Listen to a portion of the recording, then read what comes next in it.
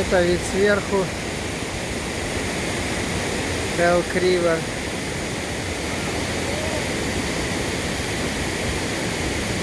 Водопады. А вот и сам водопад. Обрывается вниз с определенной точки. Я думаю, высота метров 10.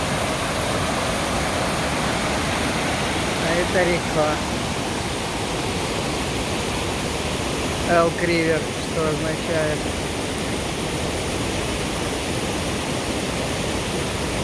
оленья река.